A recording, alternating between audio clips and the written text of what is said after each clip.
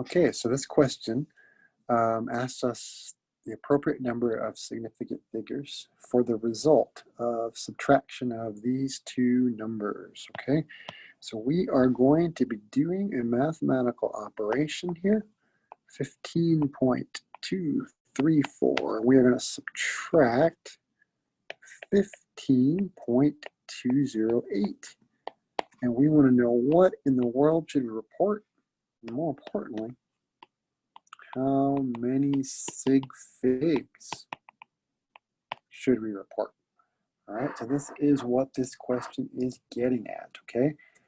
So this question asks us to use the sig fig rules for calculations, and these rules are outlined on pages 30 and 31 of your textbook. So I certainly will invite you to take a look at those so you are familiar with the rules, because you can't use them if you're not familiar with them, basically, okay? So that's one of the most important things to think about here. Now, to demonstrate how we would do this problem, we have to know the rule that's at play. And it turns out that the rule that we use depends upon what mathematical operation we perform. If we go with addition and subtraction, if we do an addition and subtraction, like what we're doing here, subtraction, right? We follow a very specific rule for that mathematical operation, okay? And the rule says that the answer of the calculation has the same same number of decimal places as there are present in the value or the measurement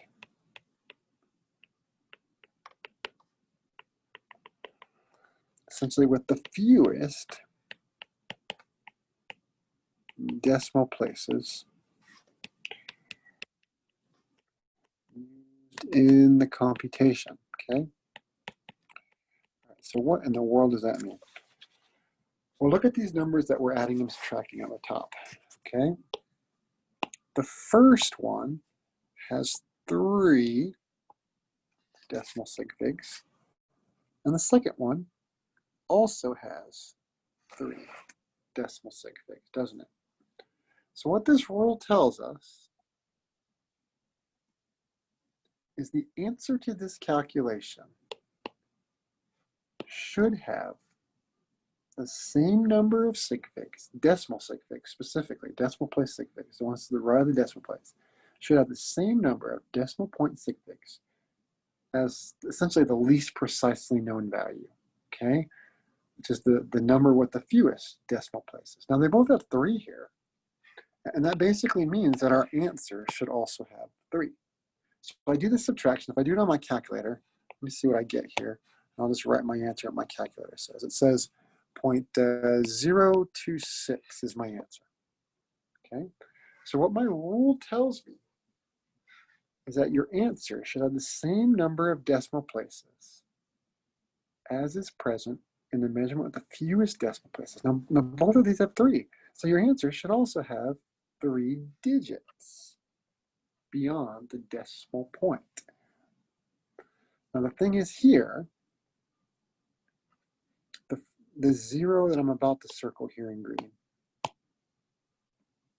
this 0 does not qualify as a significant figure because it's not to the right of a non-zero number in a decimal place. It doesn't qualify as a sig fig. So in fact, here our answer only has 2 sig figs, but we should report 3 digits to the right of the decimal place, okay? Now, so this is going to be our answer for this one. Now, let me change this up a little bit because I just want to demonstrate this rule more generally. I'm going to change the second number, I think, okay? So bear with me while I erase things. What if I take 15.234 and I subtract 12.1? What should my answer be then?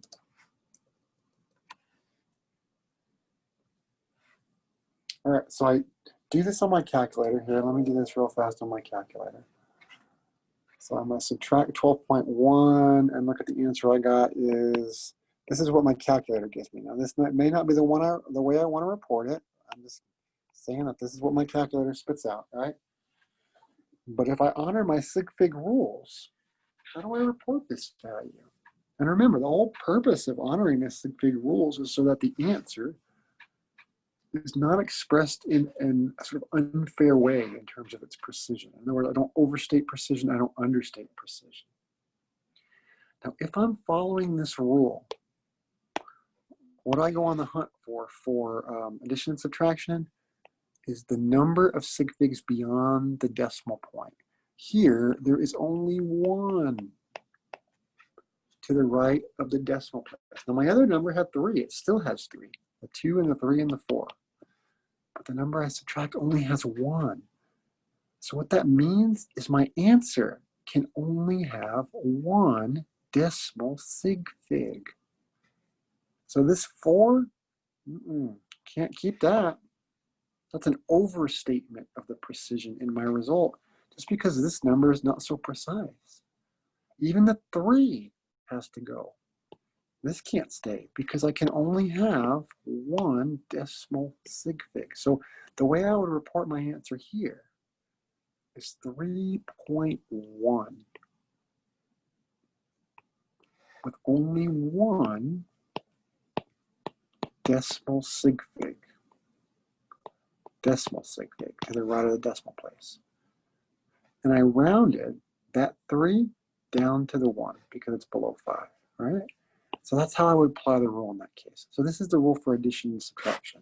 Your answer may not have more decimal sig figs than the least precisely known value.